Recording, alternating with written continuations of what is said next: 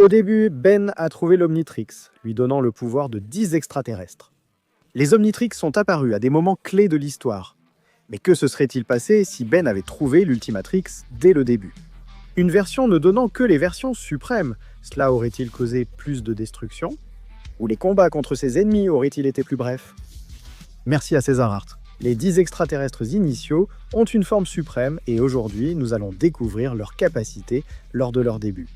Nous approchons les 600 000 abonnés, alors si tu n'es pas encore abonné, deviens une partie de cette légende.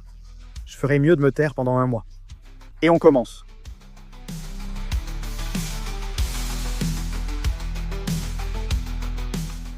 Nous savons que dès l'arrivée du feu, il a provoqué un incendie.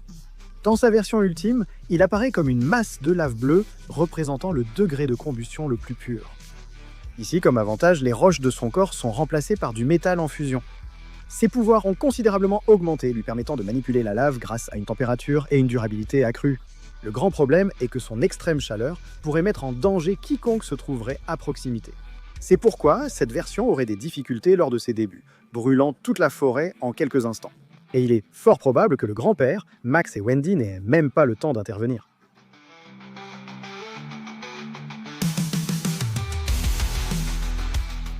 Avec Diamant, nos héros sont arrivés en retard, je l'admets.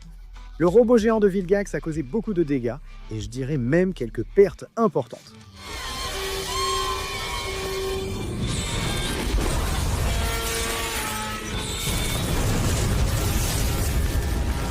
Dans sa version suprême, il garde un corps robuste semblable à de la pierre, composé de plusieurs couches de cristal comme une armure.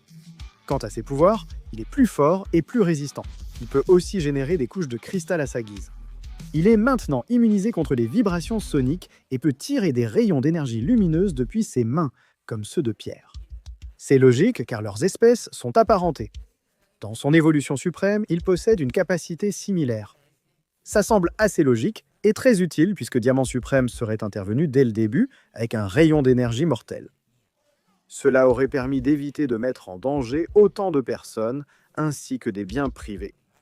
Et je pense qu'il aurait pu porter ce dernier coup lui-même, remportant ainsi la bataille facilement.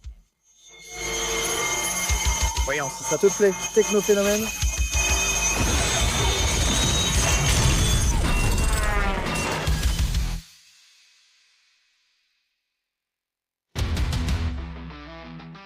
XLR8 est arrivé pour faire régner la justice face à Dinero et Journal télévisé.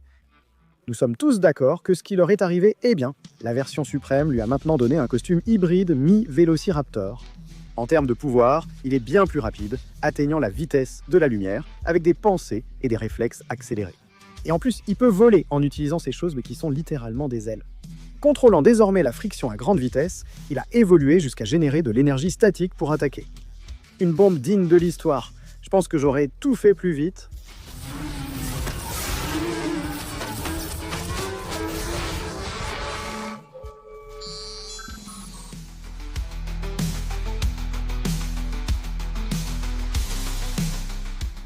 Au début, Ben utilisait les pouvoirs extraterrestres pour lui-même. Certaines utilisations étaient acceptables, d'autres non. Tu es censé utiliser tes pouvoirs pour aider, pas pour trouver des cartes. Que fais-tu, jeune fille? Celle-ci n'est pas valable. Avec la version suprême, toute cette procédure aurait été évitée. Grâce à son intelligence évoluée, elle pourrait prédire de nombreux scénarios, trouvant la bonne réponse pour atteindre son objectif. Son design était quasi identique à celui de Bendy Omniverse.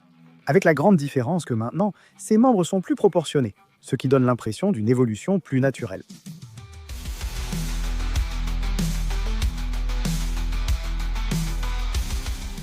Avec les débuts de 4 bras, certaines choses auraient pu être évitées.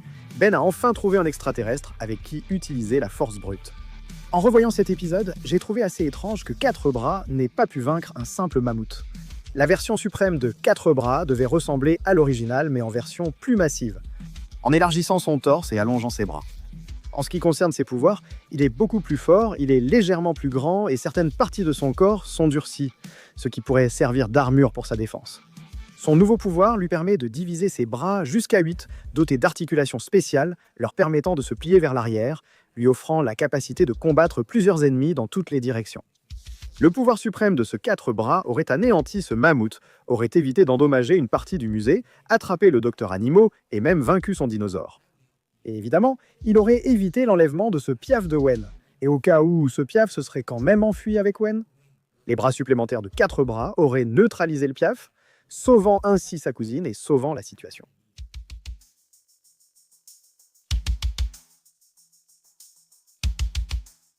Insectoïde est un extraterrestre spécialisé dans l'évasion ou le sauvetage, comme le prouve sa première mission qui consistait à secourir Wen. Sa forme ultime s'inspire d'une libellule, lui conférant 2 bras de plus pour saisir davantage d'objets ou de personnes en vol. Et attention, on lui a enlevé 2 jambes pour compenser et garder l'idée d'un insecte à 6 membres. Ses pouvoirs ont été améliorés, il vole plus vite et avec plus d'agilité, son exosquelette est plus résistant. Sa bave est maintenant explosive et il peut en réguler la viscosité, la projetant par sa bouche ou sa queue. Ou par exemple, il peut aussi créer des grenades à main, cette version suprême en utilisant ses nouvelles capacités. Il aurait neutralisé l'oiseau géant qui les suivait en quelques secondes, sachant qu'il peut désormais émettre de la bave explosive. Il aurait cherché à tirer sur le casque pour provoquer une explosion qui détruit la machine, tout en protégeant la vie de cet ennemi.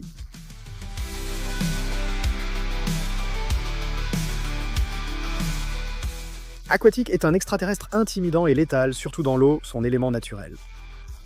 La version originale est inspirée des anguilles, des crocodiles et des requins. Pour la version suprême, ces caractéristiques ont été ajoutées. Il a désormais une peau de crocodile et une forme plus similaire à celle d'un requin.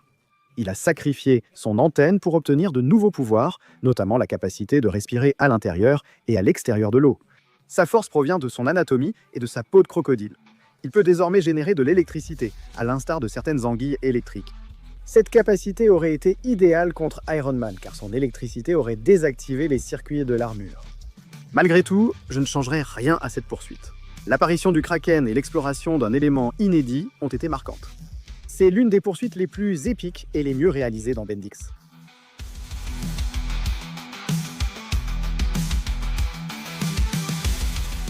Ultra T était simple et efficace, bien que sa forme suprême soit vraiment surpuissante.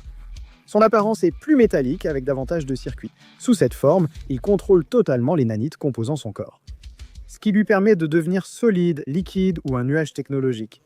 Il peut aussi tirer des rayons de plasma avec ses mains et se régénérer en absorbant de l'électricité ou de la technologie s'il était blessé.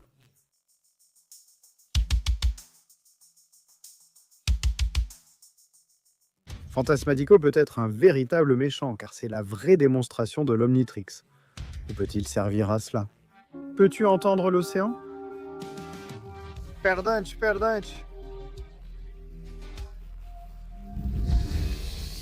La couverture protectrice de Fantasmatique est désormais sa vraie peau, lui permettant d'exploiter pleinement ses pouvoirs dans l'obscurité ou à la lumière du jour. Il provoque la peur chez les ennemis qu'il rencontre, et un contact prolongé peut entraîner des hallucinations terrifiantes. Capable de traverser les êtres vivants et les objets, il peut y laisser un fragment de sa conscience. Ce qui lui permet de posséder et de contrôler plusieurs cibles à la fois. Il existe d'autres versions de ces extraterrestres que je te recommande de voir personnellement sur les réseaux sociaux de l'artiste. Par manque de temps et pour d'autres motifs. Une deuxième partie du jeu vidéo Ben 10 Galvan arrive, car une super mise à jour est sur le point de sortir. Le 14 juin, nous serons sur notre 31 pour accueillir le deuxième chapitre de Ben 10 Legacy. Et après cela, nous nous préparerons à recevoir le résumé de la très attendue 4e saison de Ben 10 Reboot. Un mois assez chargé, mais grâce à l'aide de ces personnes incroyables qui soutiennent la chaîne, nous le rendrons possible. N'oublie pas que je suis Frio et avec moi ce sera jusqu'à la prochaine. Au revoir.